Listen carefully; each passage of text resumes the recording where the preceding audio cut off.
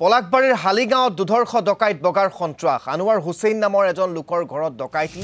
লোকজনৰ পত্নীক পিস্তল দেখুৱাই ধন খুন লুট ঘটনাত আহত হৈছে আমিনা বেগম নামৰ এগৰাকী মহিলা দিন দুপৰতে বগাৰ নেতৃত্বত এটা ডকাইতৰ দলে সন্ত্ৰাস চলাইছে অঞ্চলটোত ঘটনা সন্দৰ্ভত আৰক্ষী আটক কৰিছে বগাৰ পুত্ৰ এয়া দেখিবলৈ পাইছে ভুক্তভোগী মহিলাগৰাকী যিগৰাকী মহিলাৰ ঘৰত এই বগা নামৰ ডকাইতটোৱে বন্দুক দেখুৱাই সন্ত্ৰাস সৃষ্টি কৰি ডকাইতি কৰি লৈ গৈছে দিন দুপৰতে আনোৱাৰ হুছেইন নামৰ এই লোকজনৰ পত্নীক বন্দুক দেখুৱাই লুট কৰি লৈ গৈছে ধন খুন আৰু এই বগাৰ সন্ত্ৰাসত এতিয়া আতংকিত হৈ পৰিছে অঞ্চলবাসী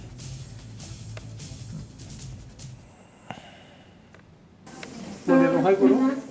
আজি মই নথকা অৱস্থাত মোৰ ঘৰত আমাৰ হালিগাঁৱৰে নিবাসী আনোৱাৰ হুছেইন ওৰফে বগা ডকাইত আৰু তেওঁৰ লগত চাৰিজন অচিনাক্ত ব্যক্তিৰ লগতে তেওঁৰ ল'ৰা আশীষ আলী ল'ৰাটোৰ নাম কি আশীষ আলী এখন ৱেগনাৰ আৰু এখন স্কুটি লৈ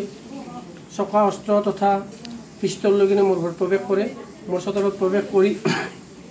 লগে লগে মোৰ ঘৰৰ মানুহক মোৰ কথা সোধে মই নথকা বুলি কোৱাত মোৰ চোতালত ৰখাই থোৱা ফ্ৰংক্স গাড়ীখনৰ হেডলাইটটো ভাঙে আৰু তাৰপিছত চিৰিৰ ঘৰৰ ভিতৰত আহিব আহি চিৰিৰ খিৰিকী এখনো ভাঙে তাৰপিছত মোৰ ৱাইফক আৰু মোৰ ছোৱালীক দাবী ধমকি দি তাৰপিছত ৱাইফৰ গাত পিষ্টল লগোৱাই গডৰেজৰ চাবি বিচাৰে আৰু চাবিটো নিদিয়াত তেওঁ তাৰমানে টানা আজোৰা কৰাৰ লগতে তেওঁৰ এই যিটো মানে চকা অস্ত্ৰ আছিল তাৰে অলপ কাটিও গৈছে মোৰ ৱাইফৰ আপোনালোকে দেখিছে নিশ্চয় আৰু তেনেকৈ জখমত মোৰ ৱাইফে ভয় পায় চাবিটো দিয়ে চাবিটো দিয়াৰ পিছত তেওঁ গডৰেজটো খোলে লণ্ড বন্ধ কৰে তাতে থকা এডাল নেকলেছ চেইন আৰু পাছা আৰু নগদ পইচা 30,000 প্ৰায়